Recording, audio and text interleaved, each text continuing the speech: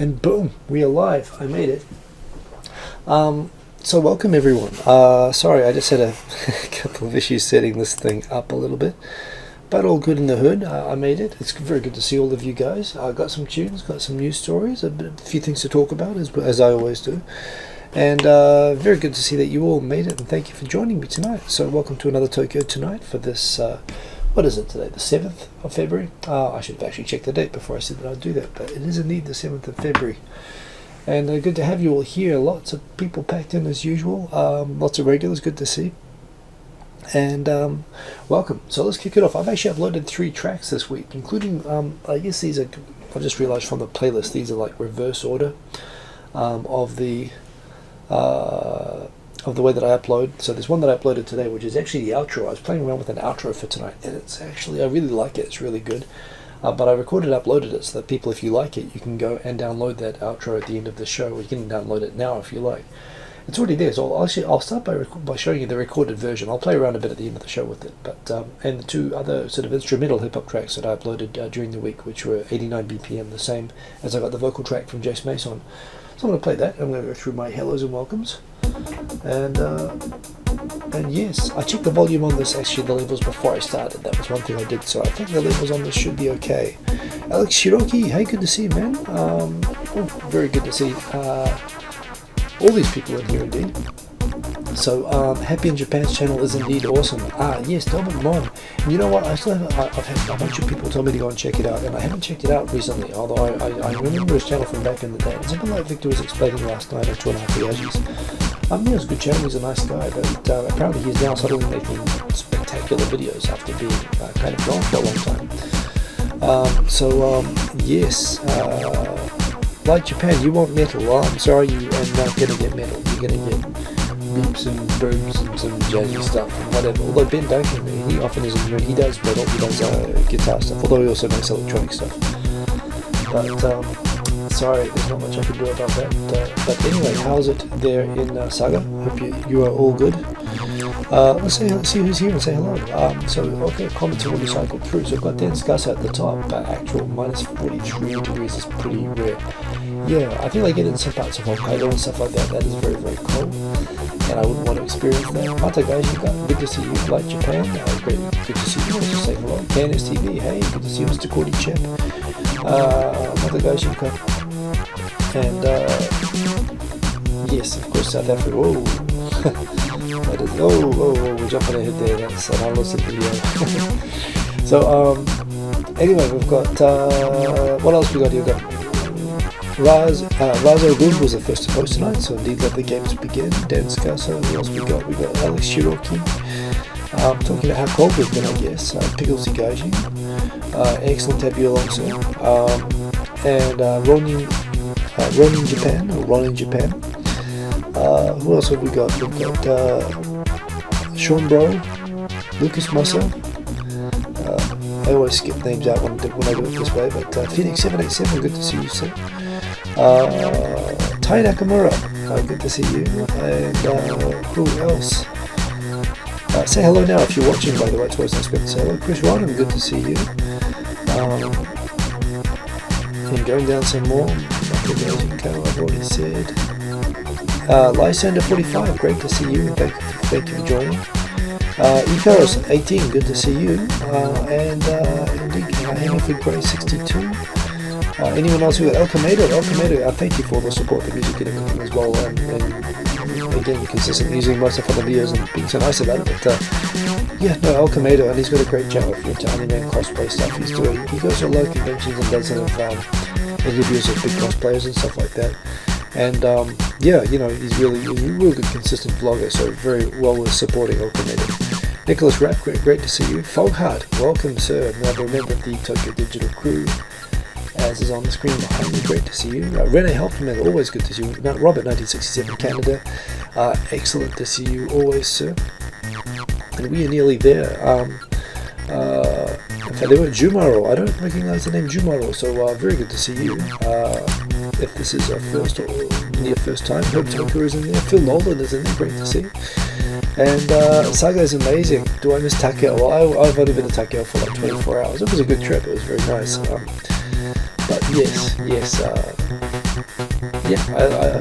Saigo's a nice place. The only thing is that the accent there is pretty harsh. I was in Fukuoka for a while. Fukuoka I can handle, but Saga, they really have their own way of speaking down there. Bradley Ford, excellent to see you. And people are reminding me, I thought I didn't have a lot to talk about, but I suddenly realized I do have a lot to talk about. First thing is, you might not believe it, with me always talking like this. I actually got a strep throat this week, and I lost my voice on Wednesday night at the time that I was scheduled to do what would be, it seems, the last show of What's Up Asia with Steve Miller. We are going to reschedule probably to next week. I've still got to shore up the date on that myself. Foghat, you gotta go? Well, anyway, you have a good day then. Yes, indeed. And Jerome Idarak, good to see you. And thank you for joining live. It's good to have you back. I know it's been a long time. The music's too loud. Okay, I'll turn it down. I thought it was okay. I checked the levels. I've turned it down a bit. So, in terms of what's happened with the with What's Up Asia, because I couldn't do that show. So the reason it is going to be probably the last show is apparently I think he's posted it on Facebook, so I don't think it's a secret. But so Steve Miller's been taken up. He's been hired by. This is my second track, by the way. This is Koenji Rhythm. That last one is called Denyu. This one's Koenji Rhythm. It's a hip hop track. See how you like it. People are telling me it's too loud. I'm adjusting it downwards. Now it's too soft. Okay, one up. We'll see if that does the trick. Where was I? Yes, so as you all know, he's got Asia News Weekly, which is a podcast which has actually been beating Voice of America for podcasts and radio broadcasts and news in some parts of Asia. It looks like they were paying attention. Hey, Reason Desk, good to see you. Good with the volume.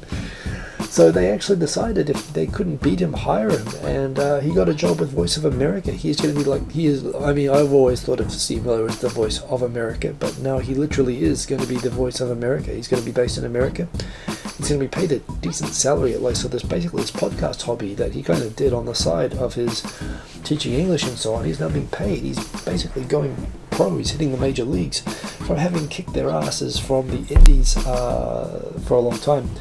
Which is just a reflection of just, again, it's a recognition of just what a great knowledgeable guy that he is, and very deserving of it. And excellent, I always do feel like it's a privilege to get him on every month, to be able to talk about someone so knowledgeable about all the events going on in the region. Obviously, they thought the same thing. And they hired him.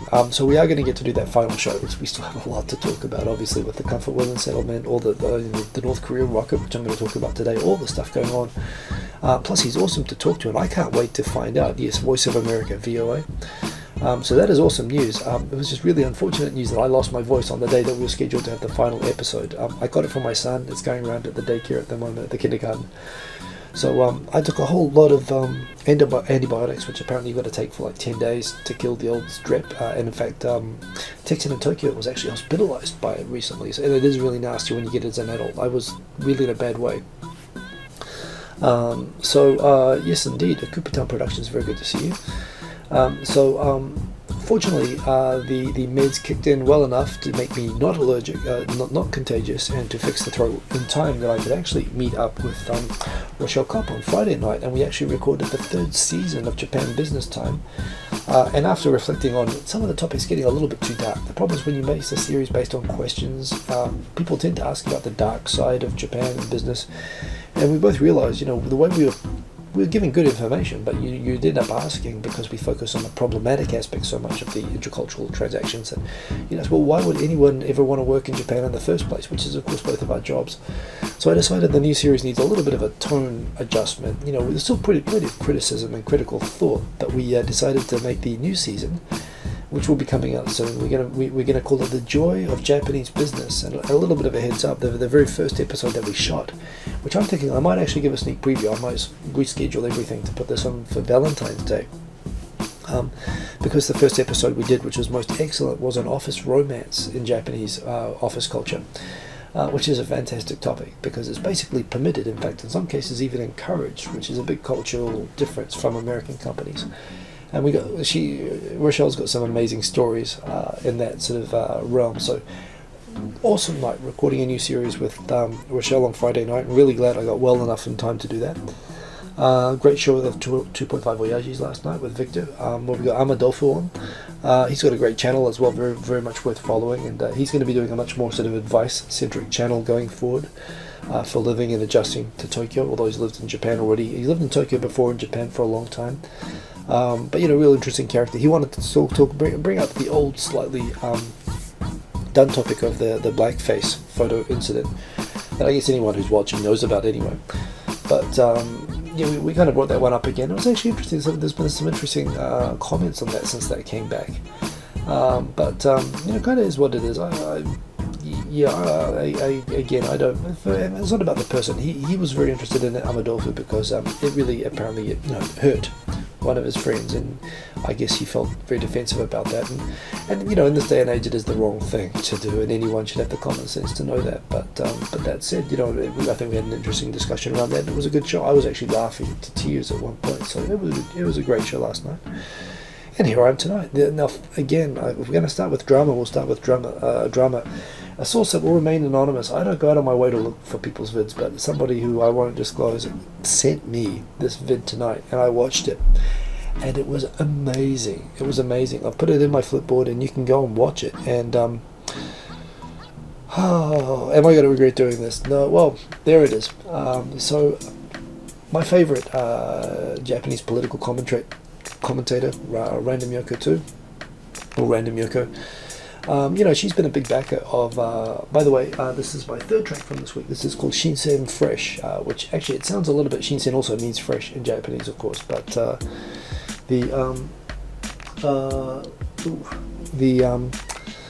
what we have, and let me just check this something, is it going weird? Yes, I'm getting a weird call on one of my other devices there. So Shinsen Fresh is actually the name of a place that I really like, and it's really cool and trendy, and that's the vibe I was going through. And it just happens to also be a synonym, a homonym. It sounds the same as fresh, which is also Shinsen, and that's why I love that. But this is a cool track. Coming back to this anyway.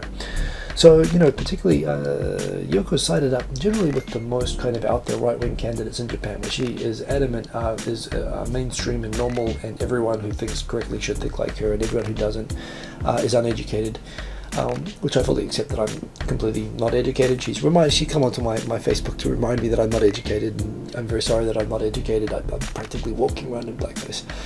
But that said, yes, she has come out with an astounding Trump endorsement, and actually, basically an appeal video asking to be invited to when Mr. Trump becomes President Trump, to be invited to his inauguration. And yes, indeed, I guess when your when your political shirt turns black, you don't go back. I guess that's what you could say, Lysander 45. And it's actually, it's amazing. Throw this out there. She's put out some very strong anti-American, anti-Caucasian comments, very anti-American yay bomb video, all these sort of things, these very anti-American videos in the past. However, obviously, if it's a political person of the right stripe, she obviously doesn't like Obama, but she seems to be very into Trump. To the point she's kind of crying at the end of the video. I didn't go out of my way to watch this. Someone sent it to me, and I watched it, and it was remarkable. So feel free to watch it for yourself. And she's got lots of friends and lots of positive comments on the video, and that's good for her. Like I say, even if I don't agree with your views, you're entitled to them, and as I feel I am entitled to mine. Again, she has criticized me for talking about Japanese politics when I'm a foreigner. But, again, it's all good. I'm actually glad that she's doing this, because I'm probably going to, do something like that for the Japanese. No, I wouldn't actually support the Communist Party, although I would if I knew it would upset her. So, yes, I'm going to go through some other videos. That was kind of fun. I couldn't help myself. Go and watch it. It is amazing. But I was awestruck by it. And power to her, and I hope nothing more than that she'll get in. Honestly, if America gets invited, actually elects Donald Trump president, I think they would deserve to have someone like her at the inauguration. So there you go. I hope she gets the invitation. So yes, Phoenix 5. This is actually from a while ago, from last week, and I think I actually mentioned this last week, that Phoenix 787 included me on a list of people that time. In fact, can I get the video information for this from this? who are the other people on this? But he shouts out five good videos from the last week, and that was pretty good. Oh, by the way, I actually saw last night as well the Bernie Sanders Saturday Night Live clip with Larry David. That was amazing. How can you not like? This is just me, and I'm not actually. I don't consider myself. I know everything I say comes out as liberal, but I don't consider myself liberal. I always voted Conservative in New Zealand. Well, I voted Labour. I voted Labour, Green, ACT, which is kind of a Donald Trump type party, and National. I voted like across the spectrum in New Zealand. I'm open to be persuaded, basically. I try to be open and reasonable about this sort of stuff. But yeah, Phoenix, anyway, he's doing a good service. He's picking out good videos from each week, and he's recommending them as watchable videos, and this is something that actually takes a bit of dedication to watching videos to do, and I appreciate it being shouted out, and it's probably worth following. It's a good reason to follow Phoenix787 if you don't already, as I'm sure you already do. Yeah, just a reminder, check out the Phoenix 5. Dances with Cranes. It's just nice to see people using my music, and I thought I'd shout this one out as well. It's a very short little hyperlapse thing. He does a lot of videos like this, and as I recall, Dances with Cranes also uses like drones, and that was pretty cool as well. So yeah, and yes, and I should go and actually watch your one this week again myself, because it's always good to have first timers and just get to. It's a good way to discover content, which is really hard because it can be overwhelming with these, with all the subscriptions that I have. Also, KNS TV, you're here, and thank you again for using my music the other week with the Snow in Kagoshima. Just a shout out again. It was really cool, and you actually used mine and Non-Beanie Stores and Foghearts, who was here in the comments earlier. All three members of the Tokyo Digital. So basically, I was just a little bit of a plug for Tokyo Digital Crew, which we're all members of. But yes, definitely go check out the video there of Snow in Kagoshima and the music on it. It was pretty cool. I like the music that you selected, and this is kind of the point which I was just putting on my on my own Facebook today, just saying, if you're ever looking for music for your videos or whatever, look, we're spread out around the world. We make all different sorts of music. There's some people that make video game music there. I'm gonna stop the music playback at that point. We all make different sort of music and stuff like that, different styles. There's video game music. In fact, I actually realized something. Oh, if you like this, I will continue playing it in that case.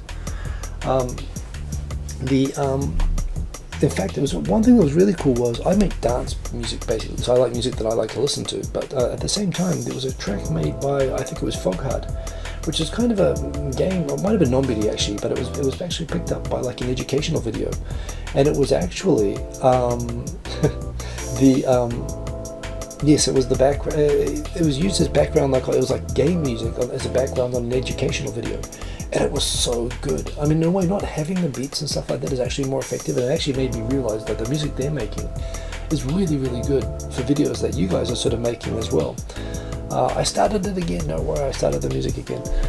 So all the more reason there anyway to go and support them, and this is the great thing. We have, as of today, as of my track today, we have 209 tracks uploaded onto SoundCloud. They're all available for you to use on music, on your videos or on video games, or any way that you want to use music. And there's a bunch of different styles. You got the sort of stuff that I like, which you know because I'm playing it right now, but you've also got the stuff which these other guys play. In fact, you know what, I should play the Tokyo Digital Crew playlist and show you some of the other recent tracks up there. There's a lot of really, really awesome stuff up there, and yeah, go use our stuff anyway. And yes, I'm sorry it was too loud before there. And just know that it's there for you to use, and it is cool. So that is that. Let's come back onto here and see if we get some news topics. Well, there's not a lot of news this week, but damn yeah, El Camado, Tokyo Digital Crew, North Korea. You know what? I don't think I even actually had time today to add a topic for North Korea. So let's talk North Korea actually. Before we talk ramen, let's talk North Korea. Today they successfully. It appears. Oh, I hit the table, which would have hit the mic, and that would have been very loud, and I'm sorry about that. Today it appears that North Korea more or less successfully launched a space satellite. And we all know what they mean when they say that they launched a space satellite, is they practiced launching something which will weigh about as much as a big bomb. And the fact that they put it into orbit means, that they could put the bomb anywhere they want in the world, including on America. It's a bit of a Sputnik moment. 1957, I think it was, that the Soviets, they just put a crappy little communication satellite, but everyone knew what that meant. That meant that the Soviets had the ability to fly a nuclear bomb over America and drop it at any time. And there was even a fear and panic at the time, as I've read, that people believed that it was going to be a bomb that was going to fall over America. So that was this is a bit of a Sputnik moment, you could say, that after a few attempts, the North Koreans have, it appears, successfully put something into orbit flying south, which means that it's no longer just South Korea and Japan in line of North Korean missiles. It is that if America really wants to try to use force against North Korea, they have the ability, it seems, to be able to reach, at least with conventional warheads still at the moment, but they also have nuclear bombs, which they are trying to adapt to maybe get them to reach America.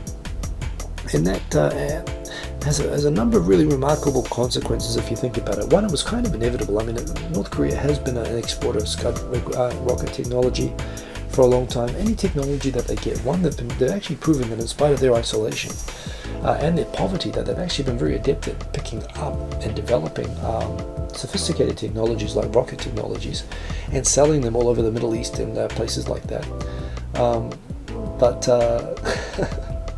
Hopes I could go ahead. I'd love to see that game myself. Hey, maybe I could make it. Who knows? But the thing about North Korea in this case is, so one, if they have any sort of rocket technology, or frankly weapon technology, they are an impoverished country, and they will sell that technology for cash, be it nuclear weapons, be it rockets. That's what they've always done. It's what they will do. The fact that they now have the ability to put launch rockets, which can put satellites into space, they're going to sell those rockets just like they sell the Scud rockets, which means they're going to be in the hands of Iran first, and then all of the countries that Iran supports, including Hezbollah, probably pretty soon, actually. And what that means is that Hezbollah or Iran are going to have the ability, probably within a few years now, to launch weapons directly at America, if they feel so inclined.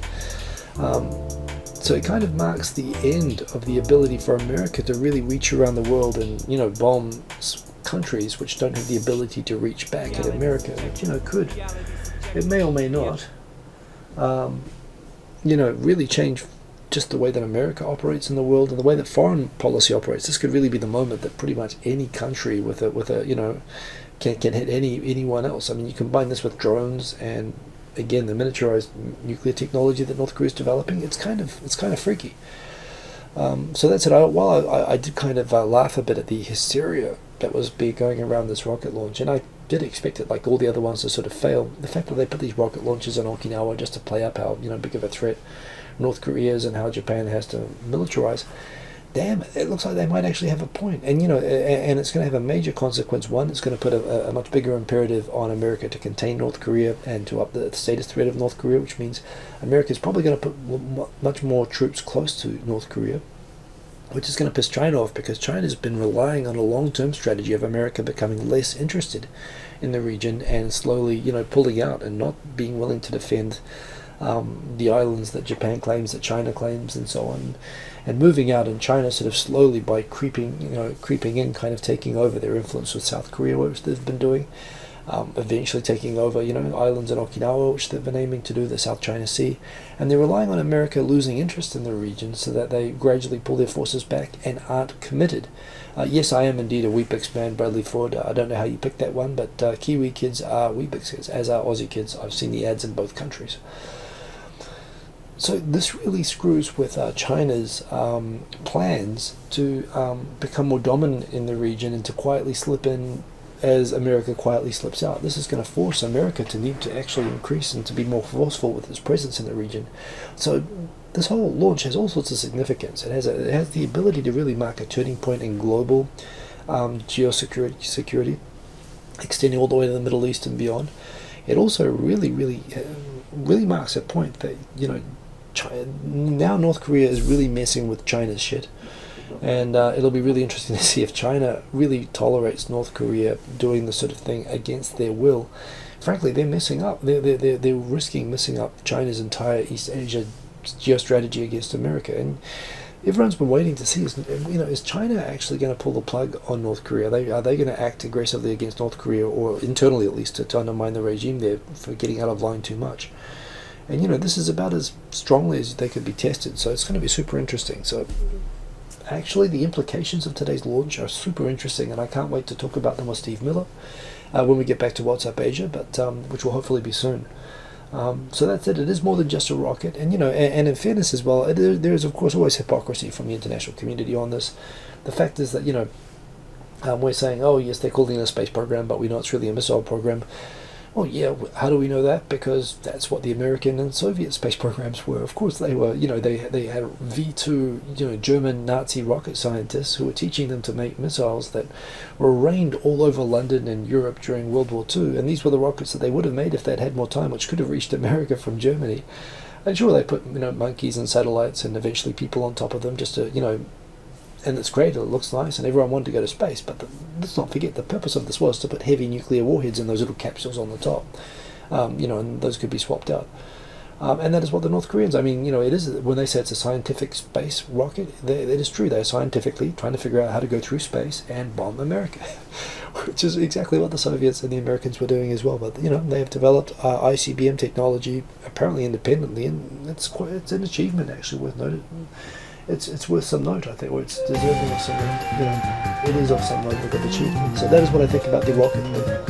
And of course China's just defending its interest. I think China's, China, I wouldn't say China always acts rationally or logically, but you can see their position on this. North Korea is seriously fucking with China's shit over this. North Korea is.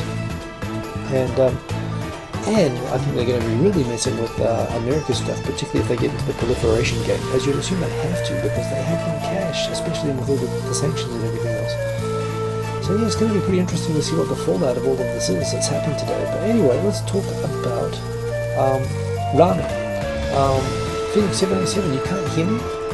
Timiko, oh, good to see you. Is my sound coming through okay, or what's happening? Is my sound out, or is that just Phoenix having a stroke? Which I hope it's not, by the way. In fact, I hope it is that my sound is fucked now that I've said it. Is this sound fine? Oh, wait a minute. No. I'm sorry. I meant to stop that. Sorry, I didn't mean for that to play. That's not my track. Sorry, I should have done the force stop of that. I meant to stop that, so sorry about that. Thank you for telling me. That's right, I was trying to avoid repercussions from the Chinese government. That's exactly it. But anyway, like I was saying, this is basically North Korea seriously fucking with China's shit directly, and with America from a non-proliferation perspective, and it's going to be really interesting to see what the fallout of it is. Yes, and don't worry, I've stopped it. I'll play some music at the end, which I'll perform live, so look forward to that. So anyway, let's get back to it. Yeah, that's pretty much my assessment. Razo, good, you've got it right there. So Mensho Ramen, I've talked about Mensho Ramen. I sent some pics of, I went to Mensho Ramen yesterday, I posted some pics. It is my favorite, it's probably the number one. It's like a high quality ramen chain, and I think it is like the best ramen in Tokyo by my books. There's a lamb ramen specialty shop near the area that I'm in, and there's even and they have different specialities in each shop. So they have lamb in one, vegetable in another. They make tonkotsu broth. Apparently they're going to open one in San Francisco, which is great news for the San Francisco people. You're going to get the best ramen in Tokyo, as far as I'm concerned. The only problem is it's kind of interesting.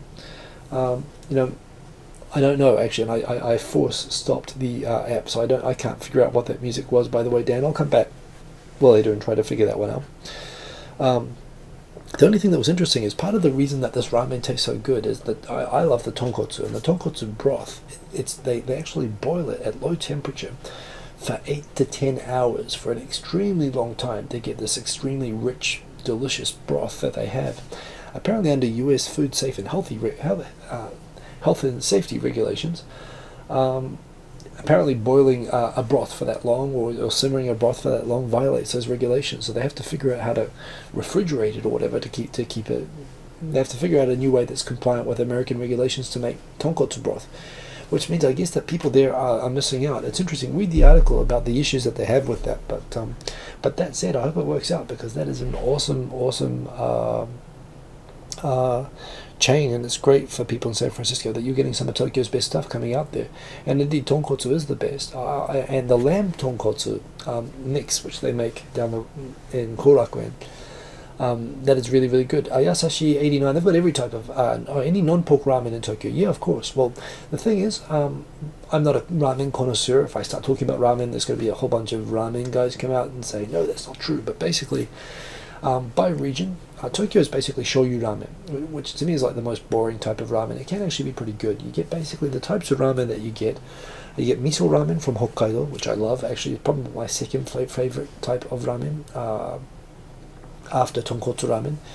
If you go further south, you get more into shoyu. I think around Tokyo area, and shio ramen, which is kind of plain,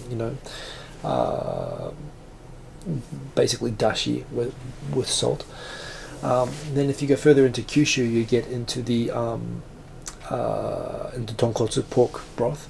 And Kyushu ramen is, I think, the most delicious. Although I really do like miso ramen and I'm not a big fan of miso, but miso ramen is really, really good. You also get things like some specialty, like for example around Kyoto, there's the chain Tenkai Ippin, which is from Kyoto, and they've got a special chicken broth, which is awesome. But yes, you get all different. So you have all sorts of different types of ramen, and most ramen places won't have exclusively one type either. Even if they specialize in tonkotsu, they'll also have shoyu. Which is always good, so you don't have to worry too much about the pork thing. Although, the thing about it is with dashi, they put anything into dashi, and what's in dashi is a secret as well. So, I don't know if you're if you're trying to religiously avoid. I'm not sure how safe you are, and I can't vouch for that. But yes, you don't have to have pork broth necessarily. But yes, there's a lot of really innovative different types of ramen as well. And for me, I like kotteri, I like thick broth, and I like katame, like el dente noodles. Basically, you say katame, which is kata is hard, so it's kind of on the hard side. Katame noodles. Udon is more of a Kansai thing. Udon is pretty good. Soba as well. I don't do soba that well, unfortunately, but yes, that's right. Someone, Herb Toker, said something amazing apparently, but I missed it, so that is okay.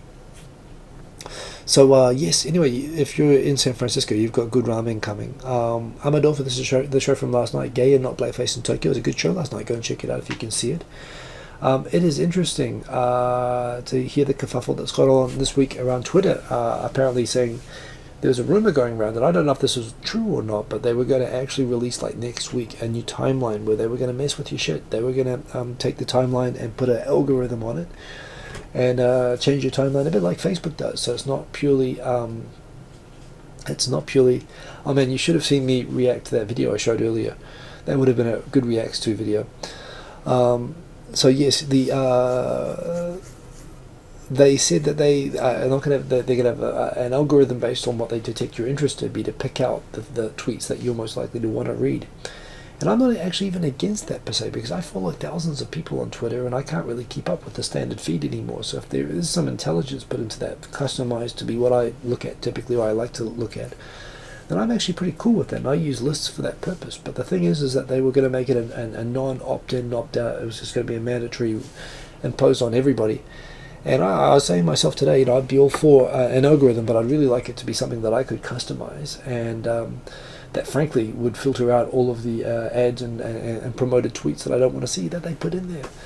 So yes, indeed, it's kind of interesting. And Twitter yesterday or today totally backed off that and said, "Oh no, we were never thinking about playing with the feed. Don't worry about that." But yeah, Twitter's been getting a bit weird lately, and I think the thing with Twitter is essentially they've kind of made a perfect product, and really, as a user, all I'm looking for them to do pretty much is just maintain it.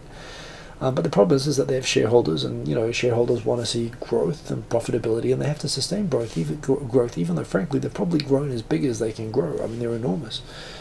Trying to find ways to become more profitable or whatever, or become more like Facebook, you run the risk of actually, killing the goose that laid the golden egg that got you to where you are. And granted, the egg isn't that golden with Twitter; it's not that profitable. But at the same time, you don't want to go screwing with the formula that, in my eyes, already makes it a winning thing. And so yeah, it's kind of tough. They're challenged. They have to find ways to be innovative and to look like they're driving forward and increasing profitability. But at the same time, I'm quite happy for them just to be maintained as they are. So anyway, another kerfuffle.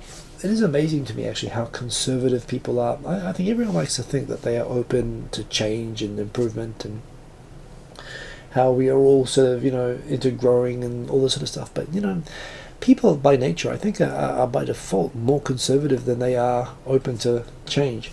You look at YouTube, any sort of change on YouTube, any sort of change on Twitter, it instantly triggers rage mobs, which I think anything's worth seeing and giving a chance, before you make a judgment. But KNS TV, please go watch it and make a reaction. That would be awesome. Although I don't want to get in trouble, but yes, but I tell you, it was funny. So I don't know. I don't think there has to be a rage mob, and lately everything just seems to turn into a rage mob. And I'm not cool with rage mobs, but and this was kind of a rage mob again. It's very much like the times, I guess. But that said, interesting kerfuffle. That is a track that I played earlier, Koenji Rhythm. That was the second track that I played, and I think it's pretty cool. And by the way, if anyone ever wants to put a vocal over that, please, I love that stuff, and I'm hoping I hear from Jace Mace again. But he's a busy guy, so we'll let him keep doing that. But yes, I mean, the idea of collaborating, especially with vocals, that's something I really love to.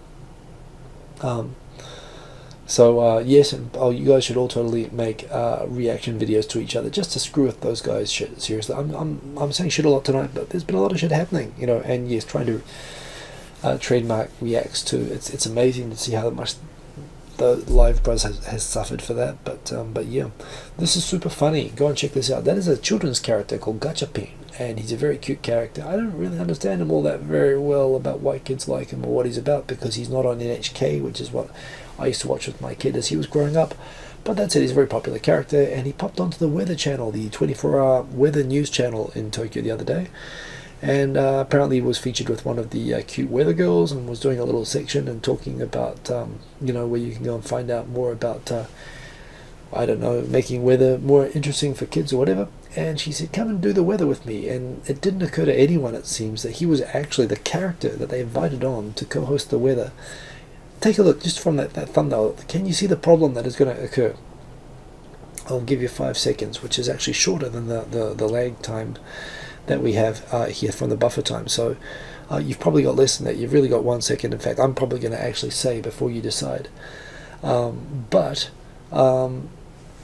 Take a look and guess, what is the problem with having a character like Gachapin come on and do the weather? And I'll tell you what it's going to be. It is that he is the same color as the chroma key background, which results in hilarity ensuing that he first becomes an invisible ghost and then changes color due to the weather map. And it's actually very funny watching both the character and the reaction of the news girl, who actually covers it pretty well, actually. And you can hear all the laughing of everybody in the background as they fight through reading the news with a children's character that, frankly, it should never. No, Dan, that is not the problem. You're being immature. Stop it. So yes, you can see the issue anyway, and it was actually, the video is hilarious. It's actually great fun to watch. It's worth watching. Even if you don't understand what they're saying, it is actually quite funny watching it unfold and the confusion that ensues. So there you go watch anyway. And no, it is not. Yeah, well, I realize that's your policy, Dan, but it doesn't always work. So there you go. Fascinating article here. On Nippon.com, I've talked about Nippon.com. I feature this stuff pretty regularly. They've got a lot of good writers, and basically I think this is the English side of this. Nippon.com is a foundation which actually pays out translators that actually they pay to have translate and share detailed analysis on Japan by sort of leading Japanese commentators. So you get kind of a taste of how analysis on Japan is done from within Japan and is made open to the international community. There's a real lack of that sort of a thing. And the head translator there is Durf, at Mark Durf on Twitter, who's actually always just posting kind of funny stuff. But he's actually a very smart guy. And yeah, I think he's doing a great job with managing the translations and the content of the site, which, by the way, he doesn't actually manage the content per se. He's the guy who's assigned to getting it all into English. And there is a conservative bent on the site slightly.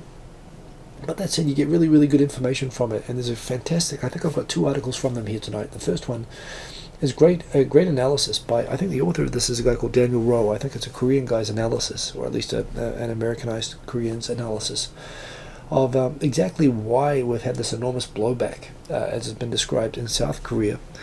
Rowe Daniel, there you go. Or Daniel Rowe, if you say in the westernized name order.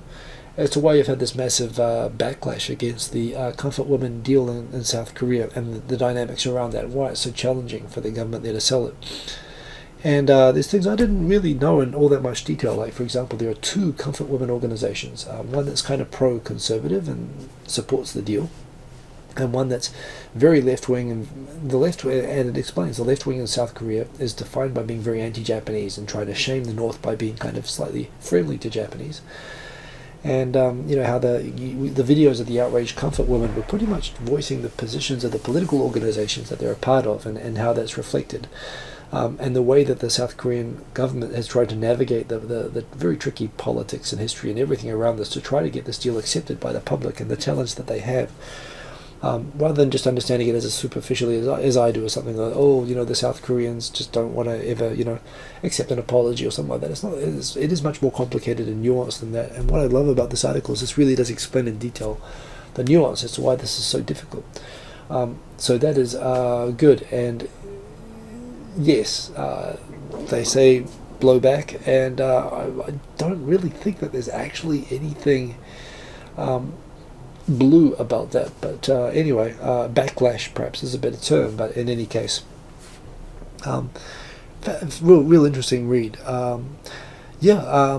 Go check out, I think I shouted the show out last week, but go and check out Tokyo Toast episode 2. This is Marika Lockridge, who was of course on the show before. She's super interesting. I love how she actually gets comments in handwriting from her mother. But again, she's talking about going out and eating Japanese food, and the challenges of getting American visitors to Japan to eat Japanese food, and how you just end up sometimes going to, TGI Fridays night after night when she was taking out bands and stuff like that, when she was working as a fixer. She's got great stories. She's got very good insight. And it's a great new series, and she's a professional, video maker anyway, who's doing a vlog. So I think it's very much worth watching. So yes, go and subscribe if you're not already, because I think she's got a fantastic series there. Another thing, this is just why Japan is cool. They've got these JINS glasses, which are basically for shielding blue light from computers. And I was actually wearing a pair last night because I couldn't find my regulars. And I've got these, and they do that.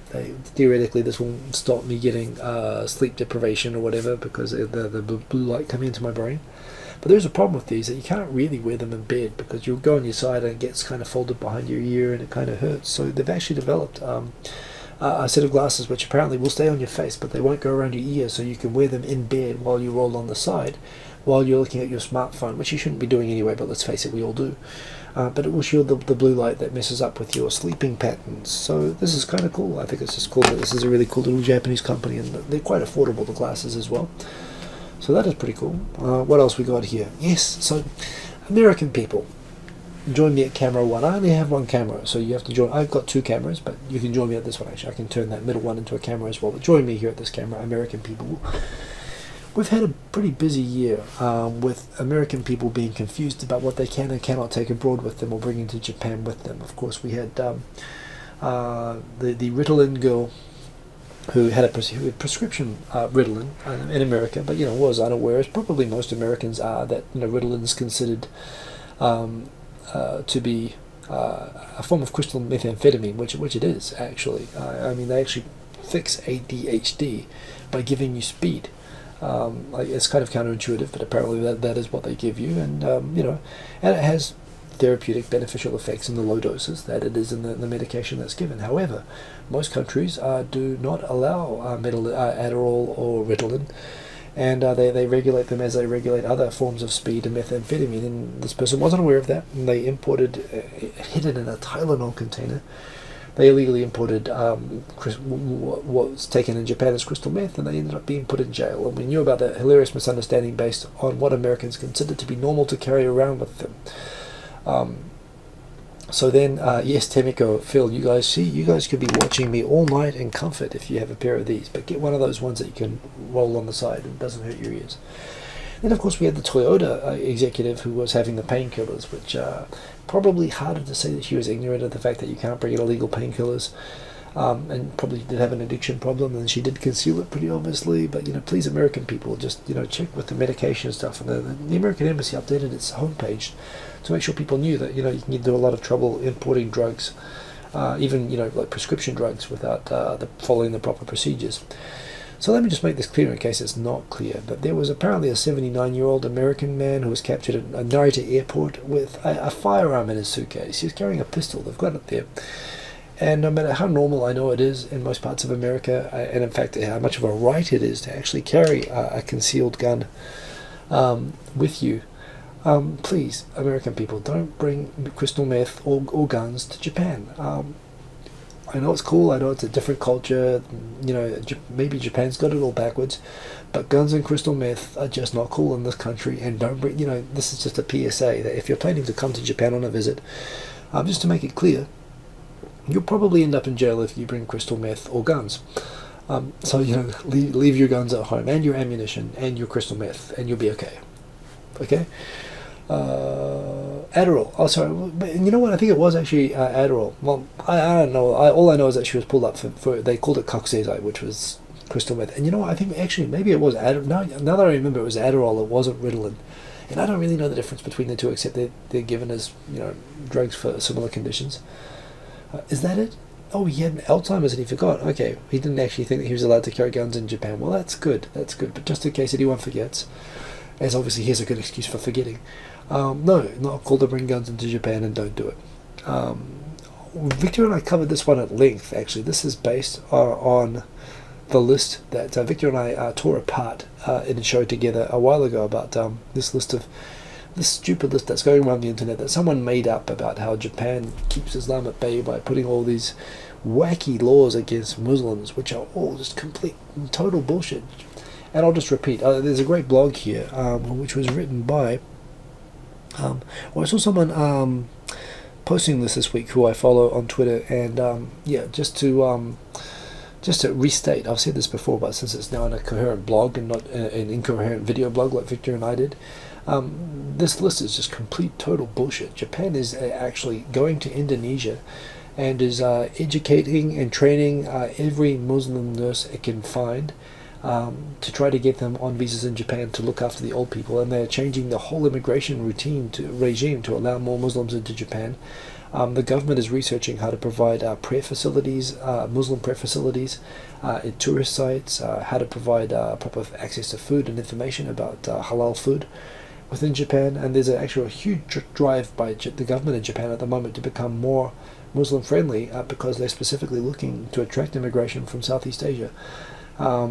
And there are already a number of Indonesians, a lot of Iranians in Japan, huge Iranian community, Persian community, and some South Asians as well. And Japan has always had very good relations with Iran and Indonesia. So, you know, this is ridiculous, absolutely ridiculous. But, you know, if you want to read more about it, just what bullshit it is, especially if you ever hear anyone on a Japan forum pulling up that somehow Japan is restrictive of Muslims. Japan doesn't care about Islam any more than it cares about Christianity, frankly. If Japan's ever had any real problems with any external religion, it's been Christianity. I mean, you look at the history of Christians in Japan and the massacres and the restrictions. I mean, you know, they used to actually test in parts of Kyushu where there were Christian cults. They would actually go and give them pictures of Christ, and so they had to stomp on the face of them to prove that they weren't Christian subversives. Japan's got a huge history of you know, restricting Christianity, but Muslims have, by comparison, been no trouble for Japan. So again, it's kind of stupid, isn't it? But and yes, indeed, I did see the one on the news about the Somalia airplane where, well, a bomb went off and one person got sucked out of the plane. Now, I think everyone was presuming that the guy who got sucked out of the plane is the bomber, but there again, a very similar thing happened about, was it 20 years ago? There's a flight from Japan, Philippines to Japan, where a bomb went off, and a similar thing happened. Only one person was killed by the bomb. It was a Japanese businessman was killed by the bomb, and apparently it was, this is the reason you can't, it was this incident that is why you can't carry liquids on planes anymore. The person had a drink bottle, which they were able to improvise with a Casio watch and a drink bottle, and these were the Al Qaeda guys, but they're supporting, you know, the Mindanao, the Muslim fighters in the south of the Philippines. They left the bomb in the basket sort of on a seat and weren't on the plane when the bomb went off. And apparently if the bomb had just been two rows back, it would have been over the fuel tank and it would have blown up the plane. But as it was, it kind of punched a hole in the floor of the plane, but it didn't actually decompress the plane. It didn't actually go through the outer skin of the plane, but it did kill the passenger where the bomb went off. And this sounds very similar, except he was by the window. It's not clear whether, you know, it was actually the guy with the bomb or whether someone left the bomb there and this poor guy was killed. That's right, the Bajinka plot, indeed. But sounds very similar to that. And, you know, well, I don't know that the guy, until we know that the guy's guilty, I'd say, geez, poor guy. And terrible to be on a flight like that and everything. But again, if it was the guy, then, well, you know, there's some, you see, call it divine justice. But anyway, Mensho Tokyo, this is what I was talking about before. This is the one that I love. This is the lamb one. That pink stuff is seared lamb, and they use lamb in dashi inside the broth, the tonkotsu broth. And this is my favorite ramen in Tokyo. I like Tenka Ippin as a general chain, but I love this Mensho one. I had it yesterday. It was beautiful. That's Shinsen Fresh, the track I was playing earlier. I hope you like it. Interesting, there was a survey of athletes into doping. The IAF at the moment, with the trouble with Russia and everything, is going around trying to do a survey to find out, the extent to which athletes will admit to an anonymous survey to doping, or their awareness of other people doing doping. The general results were they found, everyone in Japan had a very low response rate for even recognizing that it might exist. Yes, it goes through the list of the reasons why they think that Japan does have why they think there is a very little doping, or why they would never consider doping. Apparently, a very consistent result which came back from Japanese elite, like Olympic medal winning athletes and these elite athletes that were surveyed, was they don't believe in cheating because they believe in the purity of athletic contest. Along the lines of Japanese Bushido, of the lines of the samurai code, and multiple people cited the samurai code and the Bushido, the samurai way of life, and that code of behavior as rationale for why they couldn't comprehend or would never consider doping. It was kind of interesting. Anyway, I thought at first it was someone making a lame excuse saying they were citing samurai, but it was actually the athletes talking about their own philosophy as to why they wouldn't do it. And it was kind of cool, given that I've been on this homework-based a Kurosawa movie watching binge that Rochelle Kopp gave to me as homework, and watching a few samurai movies. I find it actually pretty cool now, watching that. So that was pretty cool. What else we got here? Japan. Oh, so this is another one from Nippon.com. Actually, this is AsiaNikkei.com, but this is a really interesting look back at how Japan and China relations fell apart during the Noda administration, during the Democrats, over the nationalization of the Senkaku Islands, which, of course, Tokyo Governor Shintaro Ishihara was going to buy and fortify, basically, as privately owned by the Tokyo government. The Chinese government wanted the Japanese government to block the legal purchase of the islands from the private owner by the Tokyo government, which they decided the only way that they could do is they couldn't prohibit the sale for no legitimate reason. So they bought it themselves to try to prevent them upsetting China. But it was actually the acquisition of the islands by the Japanese government that was cited as pissing off China, and Japan completely miscalculated that China, they thought, would understand what they were trying to do, and they didn't.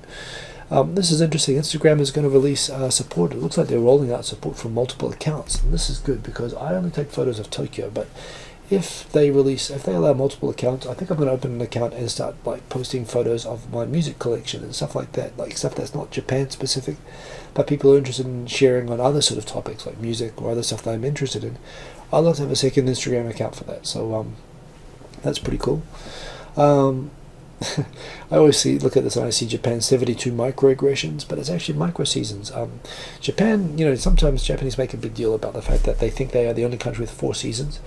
One, they're not the only country with 4 seasons, and 2, Japan doesn't have anything like 4 seasons. If you live here, that within spring you have kind of winter, you have hot summer, you have this crazy wind period, and you have then you have the rainy season, and you have way more than 4 seasons anyway. Apparently in the traditional calendar they actually recognize 72 seasons, each lasting 1 to 2 weeks through the year, and it's just amazing the clockwork of the weather in this part of the world. In New Zealand the weather is completely random, just because of the geography, because we're just out in the middle of the ocean, we get hit by everything. But in Japan, throughout the year there are pretty predictable seasons, and you can actually get an app now in English which actually tells you which micro season it is. And plus it's a great comeback for the people who are always insisting that Japan is the only country with 4 seasons, and you can say, no, there are 72 seasons and right now it is this, didn't you know? Which they pretend they do, but no one really knows, so that's pretty cool. Jenny Silva Tokyo, great to see you. Oh, by the way, I had a very interesting exchange with Jenny Silva on Facebook tonight, talking about copyright on YouTube, which I don't know. Feel free to share that anyway, Jenny. Maybe I might do so myself, but yeah. Big news this week, by the way, speaking of speed and drugs and living on the edge and Adderall. Not Adderall, but it might have been Adderall for legal purposes. Legend baseball player from Tokyo Giants and Seibu Lions, Kiyohara. Often, some people have seen the meme of the black Japanese man. He gets so tan, he looks almost like he's African American mix. He's not. He's Japanese, but he just has a very big, deep tan.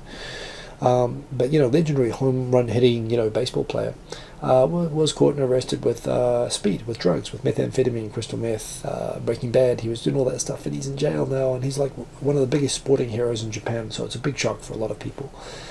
And it's ironic. He was actually in a campaign. There's a poster campaign here that he did, saying that don't shoot up heroin, I shoot up home runs. Well, let's shoot up home runs. And it turns out, well, he was shooting up home runs and drugs at the same time. So there you go. A shame, ironic poster thing. There's a Rocket News blog here, the 5 phases of adjusting to life in Japan. Whenever I read something, I think, yeah, it's actually not so bad, I'll share that one. Immediately a bunch of people come up and say, oh, I can't stand that blog. But I guess this is kind of true for me, because this is going through like a 20-year 5 phase. I'm not sure I agree with these divisions, but the person talks about coming to Japan as a grad, which I guess I did in my first 0 to 3 years, so it is kind of down my path. I would do a separation between year 1 and year 3, because a lot of people go home at the end of year 1. But kind of breaks it up, 1 to 3, 3 to 5. Honestly, in my experience, after 5, it's pretty much all the same, actually. But they do say 5 to 10. I'm curious as to whether the author of this has actually been through 20 years here and can actually accurately say all of this stuff, Amy Chavez. But, and then 10 to 20 years, if you're still here, is there a post-20? There is a post-20 where they've got a very old and depressed-looking cat, which is, I'm on 17, so I guess that's where I'm heading. Look at this. Tokyo's going to add 10,000 signs. They're going to add English to them for the Olympics and so on. So that's all good. Oh man, we're getting to the end of the show, and we've only just got to it. If you have not, you must have seen this video, the history of Japan in 9 minutes video. It is amazing. It is mind blowing. It is like, I mean, to use a recurring theme of this show. If there was like crystal meth as like an educational tool, this would be it. This would be, that doesn't make any sense, but seriously.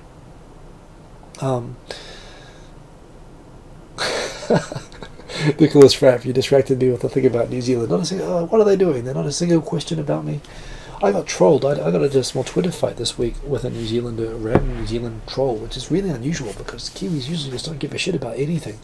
It was kind of strange. Back to the subject. This video is the most awesome history lesson ever. I have to confess, when you come to Japan, there are so many of these NHK dramas set during the Warring States period and the Edo period and so on. There are so many historical figures, and because it's assumed everyone who goes through school in Japan knows all the basic history, rather than ever teach you the basic history, they just go straight into the cast of 100 different samurai with different parts in a very minute period of time. And I always find it too dense, and I've never really gotten into historical movies or tiger dramas in Japan.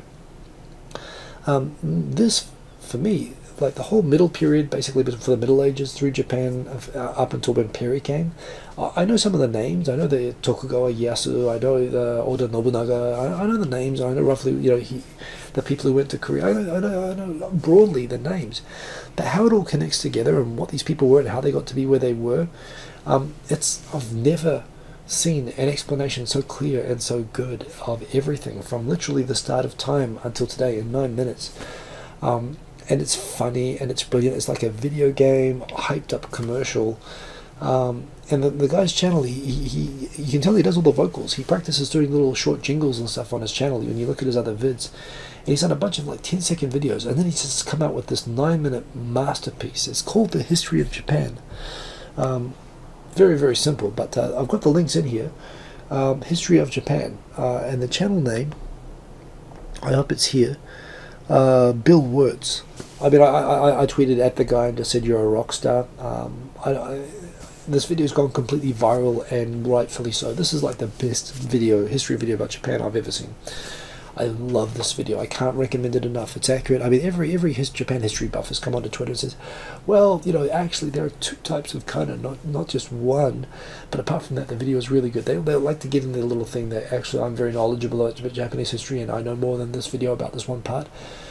But yes, but the thing is, even the history geeks are recommending this while just showing off at the same time. So yes, indeed, this is awesome, and you should watch this. And thank you, Alex Shiraki. I appreciate it. Yes. We had another Japan Business Time, very dark episode this week, banishment rooms and death from overwork, and it was partly because of having watched this that I thought we should make a Joy of Japanese Business series for our new series, which we recorded this week. But that said, we've got some more episodes coming up, and it does get a little bit brighter, and we've actually got, I think the next episode is a topic from Phoenix 787, talking about how to get Japanese into more into group discussions and stuff like that, which is a great topic actually that we are both, Louise and I both spend a lot of time thinking about. So that is coming up, and this was a pretty interesting topic, which we have a lot of information on. Although I must admit I came out of watching the end of that video and just thinking, God, we've been going a little bit too dark on this actually, but it is true and it's worth watching. And the cherry blossom forecasts are out. So the forecasts are out, and if I go to this page, this is tour information, but down the bottom they have the summary forecasts. And according to the different forecasts, the forecast that the NHK-based weather service is saying is that the cherry blossoms will begin blooming on the 26th of March in Tokyo, which means that they generally will come full bloom about a week after that, which says that Hanami is most likely going to be in Tokyo on the first week of of April. But we have to wait and see, and this whole thing, can be thrown off by like a random hot spell in the middle of March can bring it forward. A snowstorm at the end of March can push it back. All sorts of things can go wrong. But at the moment, the forecast for all over Japan, according to the three main weather services, is as you can see. And these, by the way, these are the commencement, and the commencement is marked by literally buds just coming in, like the first flower to bloom. But the thing is, the whole Hanami season only lasts about 2 weeks. So, you've got 2 weeks from when that starts. TK-san will be doing the announcement, but of course I will relay it as soon as it's available. This is the #1 YouTube networking event in Japan every year.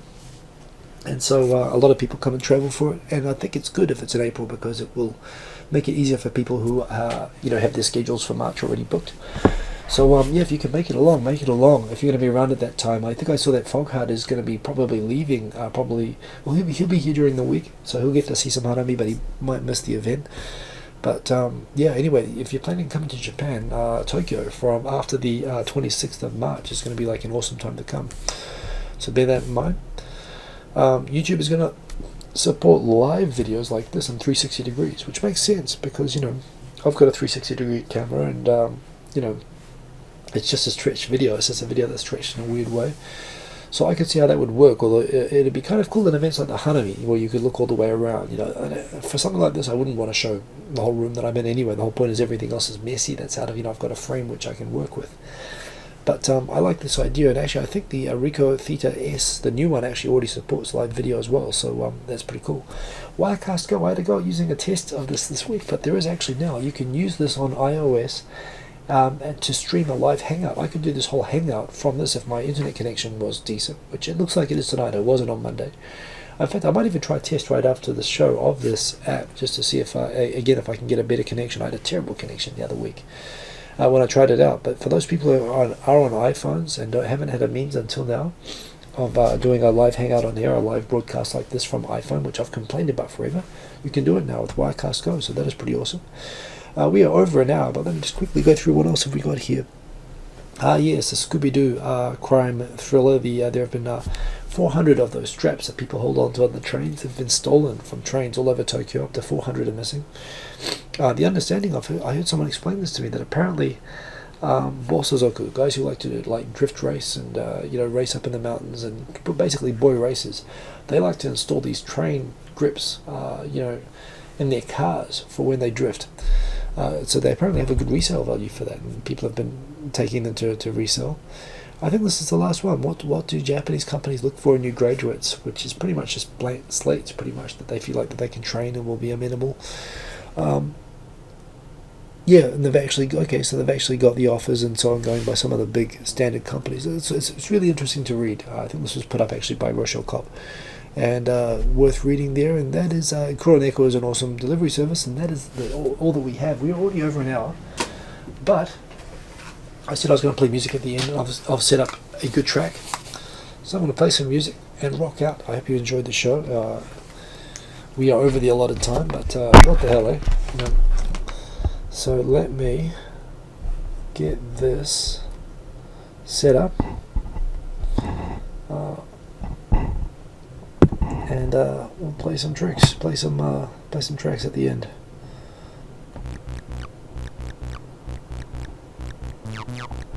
Okay. I noticed it's playing, so let's rock this. This is the outro. You can already download this from SoundCloud. It is called Denu, and the track is already up. So let me put that there. And get set.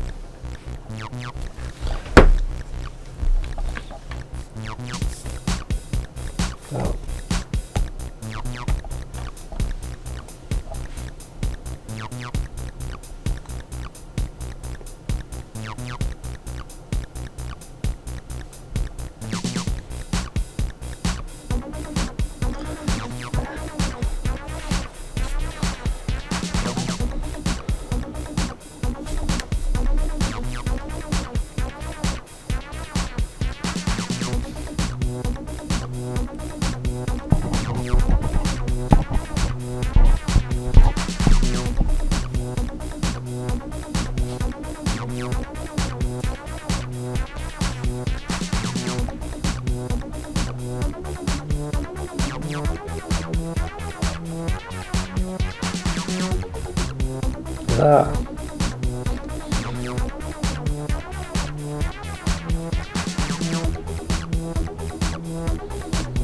That was a bit of a mess up, wasn't it?